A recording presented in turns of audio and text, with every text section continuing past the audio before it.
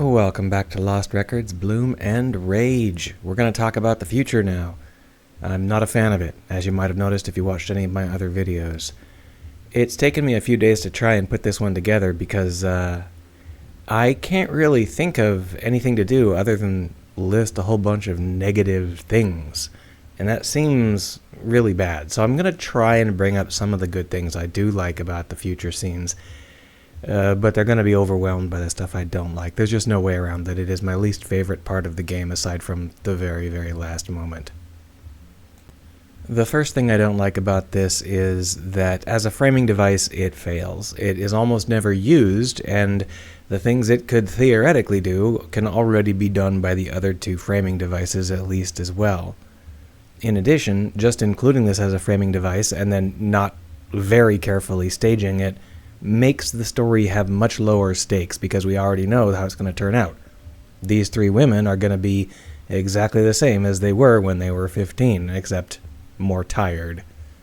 I don't think that leads to a very compelling story.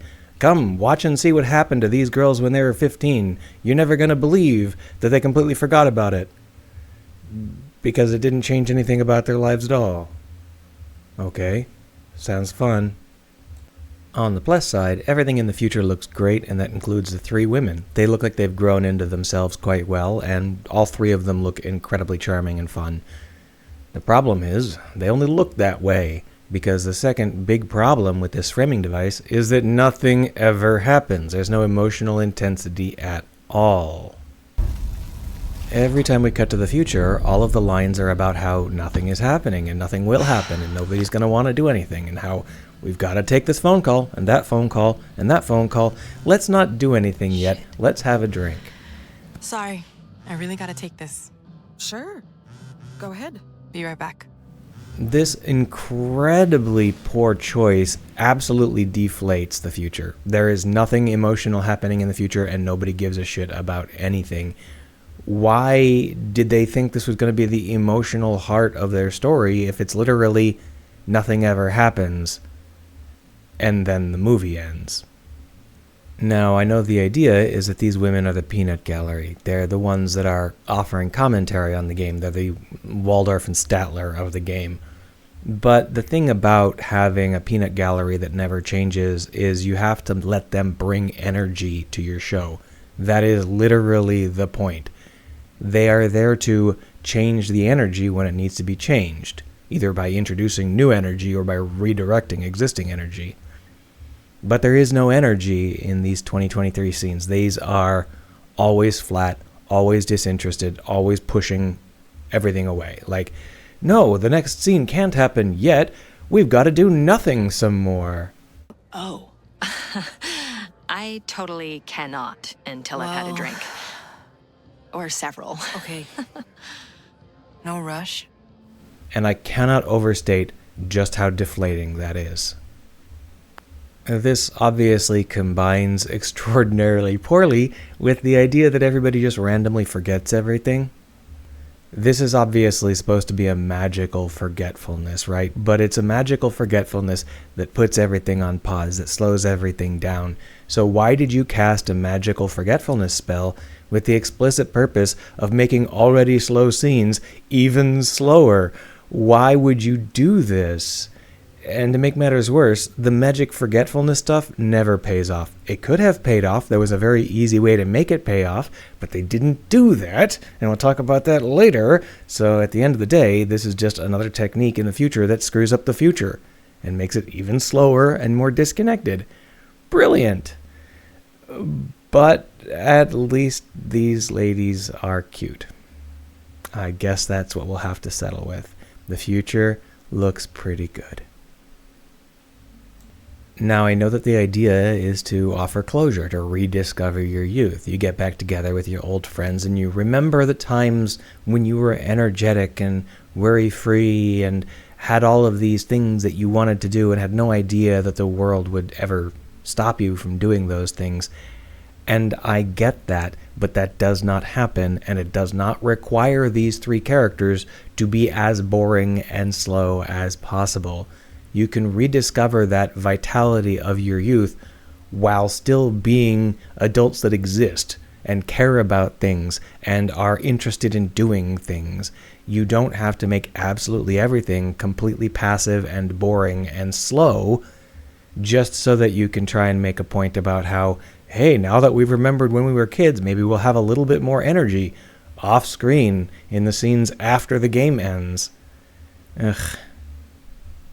I should have put up the red flag. That you would be a fucking drag. And then the next line's like, see you in hell.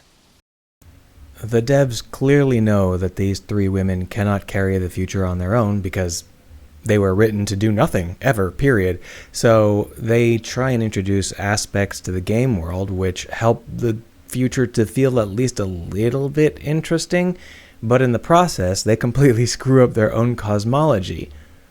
For example, Shadow Girl shows up here in the future after you realize that the song was sung, and that kind of makes sense, except it just randomly happens to try and throw jump scares in so that you don't fall asleep, and that's not the right way to use a spectral figure. Similarly, we meet Pam. Hi Pam, you're my favorite future character. And unfortunately for us, we explicitly say that we don't remember Pam, and Pam doesn't remember us. Okay, I buy that we might not remember Pam because we apparently have an extraordinary memory disorder that we're not commenting on, and therefore we have forgotten literally everything about everyone. But Pam has no such memory disorder and has not encountered the things that would give her a memory disorder, and was not involved in our shenanigans, so she wouldn't get hit by any magical side effect beam unless the whole town got hit by it. So why doesn't she remember us? Do you honestly think she'd ever fucking forget us? We are the ones that sang at the concert. She is the only person that said she liked our stuff. She was there when we came back to clean up for 4 hours. We gave her back her favorite book, the one that she brought with her to the bar. We look exactly the same now as we did then. Why the fuck would she have forgotten us? This is nonsense. And the reason that Pam is here is to try and give these scenes some vitality, a little bit of energy, because although she speaks slowly and isn't really an energetic character, she at least cares about shit.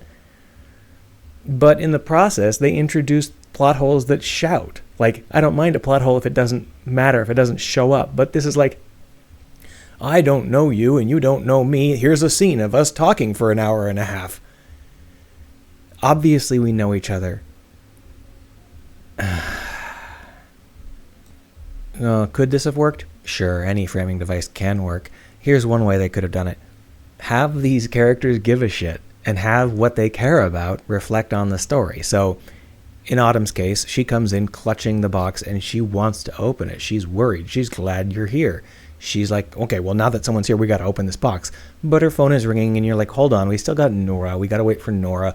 Why don't you answer the phone? Why don't we get a drink? You pump the brakes as the player.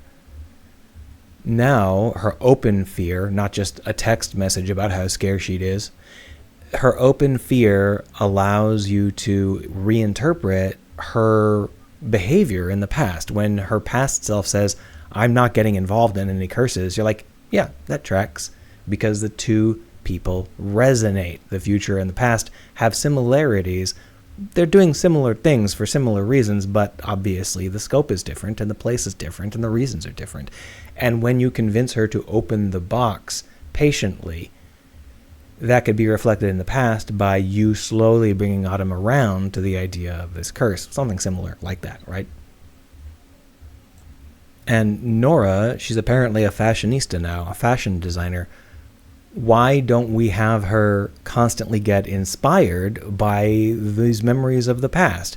She can be looking at things on our camcorder or even just remembering things, and she'll be like, wait, oh, that was a brilliant cut. You know, I remember that. Why don't we hold on, I got to pull out a notebook. I got to draw myself up a couple of designs real quick. And that would take her out of the scene without her being boring. She's not going, Can we wait on all that? I'm just not ready. Instead, she would be actively obsessing over her current thing, which wouldn't be music, but it would be the same kind of obsessive self-expression. And that would give rise to her in the past, that would resonate with her behavior in the past when she obsesses over her music. Another idea would be if one of them actually became a paranormal researcher. You, I guess, because the player is the only one that seems to give a shit about that. And they could come in with the idea that this is a paranormal thing, and then at the end it turns out it's not, right? That would be fun as well. You would invert it. They're expecting some supernatural stuff, and you're pushing supernatural stuff, and the player is going through things that seem supernatural. But at the end of the game, it's all about the fact that you were kids. You made some mistakes. You had some incredible times. You made some permanent friends. And there was magic, but it was, not the magic-y magic sort. It was the friends you made along the way. And that would have worked really well as well. But these are all just like spitballing, right? It's easy to say, oh, this would have been great if it was this way or that way. It's easy to write our own little fanfic version of these stories. But at the end of the day, we have to face the fact that there is a story that exists, and in that story, these three women from the future do nothing, do not want to do anything, do not have any desires, do not have any fears, do not have any concerns. They are specifically just delaying the story as much as possible and disrupting the emotional flow from 1995 in an attempt to make it connect back around to their older selves, and I don't feel like that attempt even came close to connecting. I feel like this was a huge drag on the game. If you disagreed and liked this, great, I'm glad you enjoyed it. I would be interested to know if you just shrugged off all my concerns or if you think my concerns are wrong. But either way, I hope that you enjoyed this stuff more than I did because it very nearly ruined the game for me. Next time?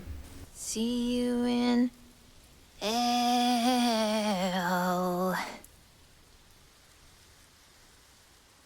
You'll fit in well.